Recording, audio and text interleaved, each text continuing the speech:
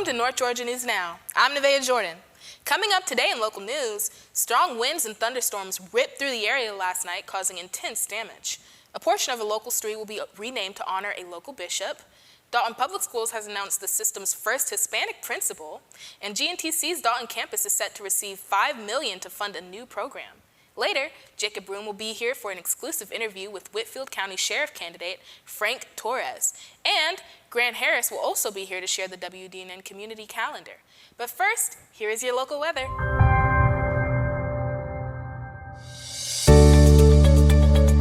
Today's local weather is brought to you by Built Well Bank.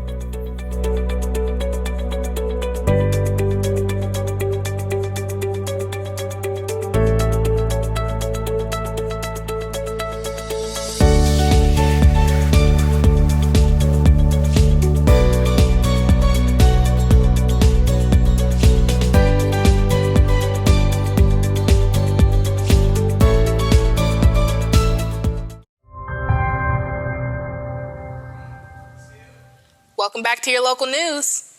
Overnight, intense thunderstorms wreaked havoc throughout parts of northwest Georgia and continued into the morning hours. Multiple tornado warnings were issued, and flooding made some areas impassable. An Exxon gas station, located on South Thornton Avenue here in Dalton, was left with extensive damage after the canopy collapsed due to strong winds, and part of the roof were ripped off. Our production team was on the scene earlier this morning and were able to capture footage of some of the damage. A clerk said the store was full of customers during the storm and during the time that the worst of the damage occurred. She also stated that the store was flooded with about a foot of water that had to be drained early this morning in order for operations to resume. Employees fear the damage may worsen as storms continue and until the roof is repaired. Other series of events occurred throughout the local area, including fallen trees and power outages. Rising waters prompted the evacuation of an apartment complex located on 4th Avenue. Around 1 a.m. this morning, the Dalton Fire Department arrived at the apartment complex where they helped residents from multiple ground-level units reach safety. A number of roadways and facilities in Dalton remain closed this afternoon.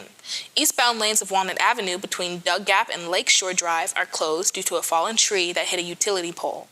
Other road closures include Needham Drive, Underwood Street at Mill Creek, Coronet Drive near Mill Creek, and the Mill Line Trail. The recycling center on Martin Luther King Jr. Boulevard also remains closed due to damage near the entry road. Authorities urge the public to use caution when traveling and not to drive where water is on the roadway. The city of Dalton has agreed to dedicate a street in honor of a local and beloved bishop. A portion of Meeting Street, located between Underwood Street and Martin Luther King Jr. Boulevard, will be dedicated to the life and legacy of the late Reverend Stephen A. Thomas, better known as Bishop Thomas. Thomas served as the Bishop of Community Fellowship Church, located in Dalton for over 37 years. He was also a founding member of the Concerned Clergy of Whitfield County, and also founded the Northwest Georgia College of Theology. Mayor Annalee Harlan Sams read the resolution during Monday's evening council meeting, where it was voted on unanimously. Those who knew Thomas say that he served his community extensively, including serving on the Dalton Parks and Recreation Commission as its chairman. This role was integral to the creation of the Matt Gaston Community Center. Matthew Thomas, one of the bishop's sons, spoke during the meeting.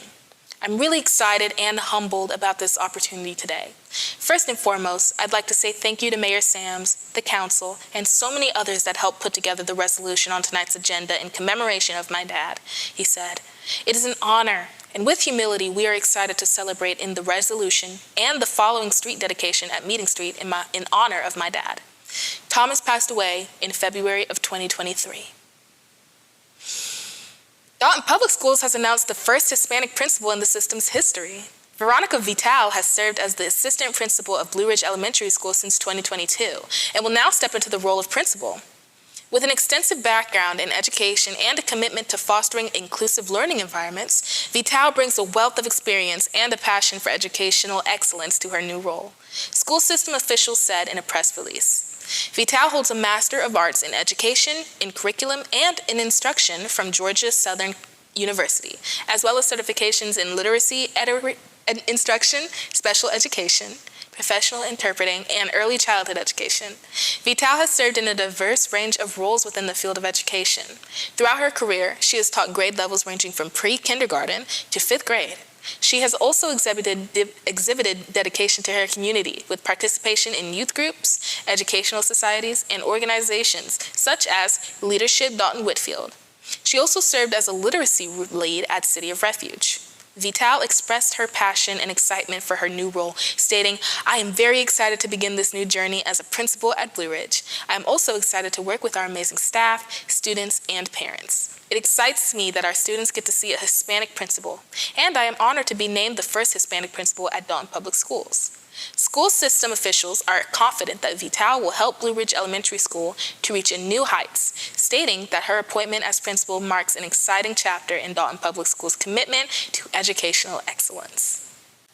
Governor Brian Kemp has announced a $5.5 million investment into the Georgia Northwestern Technical College's Dalton location. The investment will go towards building a new CDL training pad at the campus. Kemp said the investment will help maximize the growth of the logistics industry in Northwest Georgia, taking full advantage of Dalton's location on I-75. Just trying to get more capacity, trying to get more drivers, and it made sense for us to get a new program set up in the northwest part of the state, he said. If you really look at the economic development announcements we've had, that corridor is growing like crazy. The program will join the truck program that is currently offered by GNTC at the Rock Spring campus, located in Walker County. The program lasts about 8 to 10 weeks, depending on the class, and prepares students to be confident and safe in the everyday operations of an 18-wheel semi-trailer truck, as well as other positions in the truck industry. We try to teach them basic skills and operations of day-to-day driving. We go over the logbooks and paperwork that you need to keep you legal on the road, said Robert Browder, director of the commercial truck driving program at the Walker County campus. Browder said students are able to find employment immediately after completing the program. When we return, Jacob Broom will sit down with the Whitfield County Sheriff candidate Frank Torres to discuss some of the things he hopes to accomplish should he become sheriff.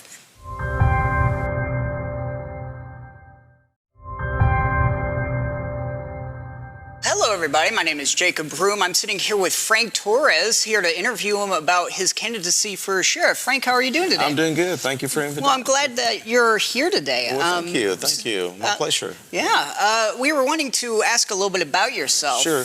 What made you want to decide to be sheriff? Well, all this started about 4 years ago when I was working with the fire department. We see so many gaps between our departments and other parts of the community. So I took the initiative to make the difference, make the fear disappear between our community and our law enforcement. And that's basically what I wanted to do. Make sure that we're the connection between our community and the law enforcement. Okay. Yeah. So, how long have you been in law enforcement? Well, actually, my background is a little different. Like I just said, I'm coming from the fire department side. I was with them for 14 years and about 3 as a volunteer. So that's my background. And again, I'm not coming from the sheriff's department. Yeah. So. And so how would you say your experience with the fire department would help in terms of the sheriff department? Well, even though we're 2 different departments, it's actually the same organization, I would say, just different department. And I know what it takes to be a leader, okay? And I know what we need from the inside out. There's so many frictions between agencies, so many missing links between our departments that those are the things that I want to fix once we get to the sheriff. That's very, very smart, yeah. I know that you're very involved with the community here at Dalton, and I've seen that you've been attending a lot of local events. How important do you think it is for a sheriff to be involved with their community? I believe that it needs to be definitely, we need to go out there and reach out for our community.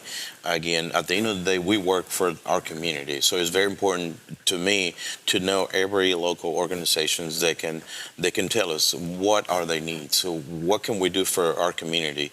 At the end of the day, we want a community that can be prospect and more educated on every aspect. I don't know what else can I tell you about it other than we work for the community and we need to be respond to our community. Yeah. So you're saying that community takes priority. Engagement, Yeah, yeah, okay. sure. Yeah. Okay. So we've noticed that lately there's a bit of a stigma against law enforcement. There's a bit of a distrust that's going with the law enforcement. How would you go about trying to change that and make us more trusting of? Well, first, we need to understand as a community that they're here to serve, okay? And the way we need to trust our community is by engaging with the community to let them know that if they need something from our department, they can reach out and call us. The reason there's the missing link or the miscommunication is because I don't think training is there like it needs to be. I would really emphasize on training for different situations. Okay. And again, going hand to hand with our community would be a major factor to accomplish our goals. Yeah. Yeah. And I in fact, in college, I majored in communication, and it surprised me the lack of communication with places that you would expect where communication is the key function, whereas, like, a lot of things can get left behind or things get missed because people aren't talking to each other. Correct. And this creates distrust. This creates chaos, essentially. Correct. Yeah. I agree with you 100%. And again, that communication needs to be open. And again, just from my standpoint, I wanted to make sure that they got our door open for them to come and tell us the situations, the problems, and we want to make sure that we do our 100% to benefit our community. My job will be 7 days straight. There's no break time for this. I want to make sure that our community knows that I'm here for them 24/7. That's good. That's good. Now, I read here, what is the Galileo Impact Fund? We just have notified like 2 days ago that they're endorsing us. And for what we know, it's an organization that would help to reach out the Hispanic community, the voters, with some information, and they're very powerful on this, around the Atlanta area, and we really are pleased and very happy to be part of their group. Yeah. Yeah. Okay. Now, what are some key changes you would like to see as sheriff? Overall, we need to make sure that we are transparent to our community, make sure that we are accountable for what we do. We don't want people to have the same beliefs about our department. We want to change everything from the inside out. Okay.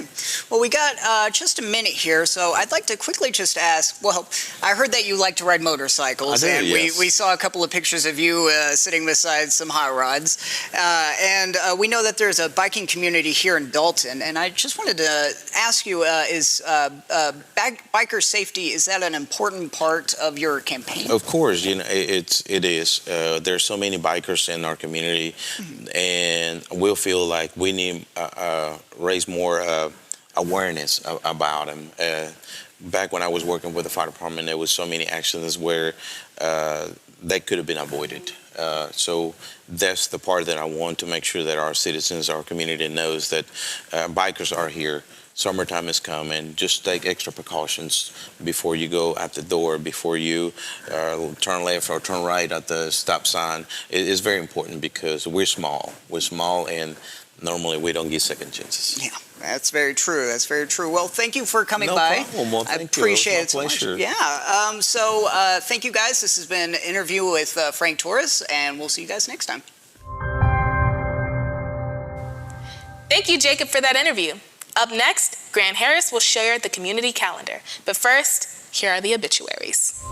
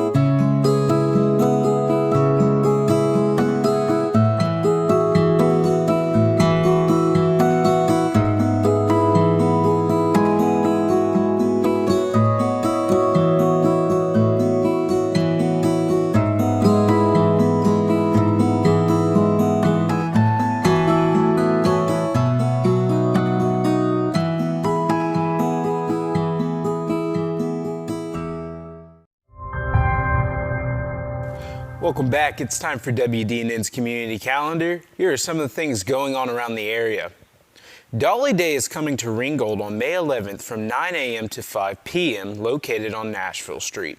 Dolly Day is a one-day celebration of the country music star Dolly Parton and features live music, line dancing, the Dolly Dash 5K, look-alike contests, food trucks, shopping, and more.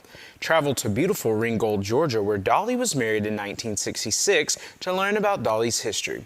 Enjoy her music and take pictures at the Dolly mural. This event is completely free and is sure to be a fun day for the whole family. To learn more about the Dolly Day, call 706-935-3061 for more information. Freebird is coming to the Gym Theater on May 11th at 7:30 p.m. at 114 North Wall Street. Freebird is an Atlanta-based band whose love of Lynyrd Skynyrd's music since childhood radiates as they play. With tickets priced at $30, Freebird brings the audience back to the 1970s with an energetic and full of rendition of one of the greatest bands ever recorded and toured. Special guest the Wandering Willows will also perform Friday night. Known as Southern Band playing Southern rock music and having fun doing it. The Wandering Willows entertain with original songs, crowd favorites, and songs you forget you loved. For more information, call 706-625-3132 to learn more. Celebrate Memorial Day weekend in Ringgold, Georgia for the annual 1890 Days Jamboree Street Festival. Located at Nashville Street, this is a two-day family-friendly event featuring food, arts, crafts, vendors, live music on multiple stages, a parade, classic car show, fireworks display, and much more. This event will take place on May 24th and 25th from 10 a.m. to 6 p.m. It is completely free to attend. The Jamboree is conveniently located in the walkable historic downtown area of Ringgold. So put on your red, white, and blue and join the fun for a day or two. For further information, call 706-935-2251 to learn more. Country and gospel music singer Gene Watson will take the stage at the Gym Theater on May 25th at 7:30 p.m. located at 114 North Wall Street. Known as the singer by his country music peers, Watson has been performing for over 60 years with 34 studio albums and 72 songs on the chart, including 23 in the top 10 and 11 #1 hits. The Grand Ole Opry member has recorded with country music legends Vince Gill, Leanne Womack, Trace Adkins, and more. For 6 decades, Gene Watson has delivered soulful ballads and shows no sign of slowing down by touring across the country and working on a new album. Tickets are priced between $48 and $54 with reserved seating recommended. For more information, go to the www.calhoungymtheater.org or call 706-625-3132 to learn more. If you'd like to submit information on your events for North Georgia News Is Now Community Calendar, send an email to info@wdnntv.com. That's it for this edition of North Georgia News Is Now. Be sure to visit us on Facebook, YouTube, and Instagram. Thanks for watching Local.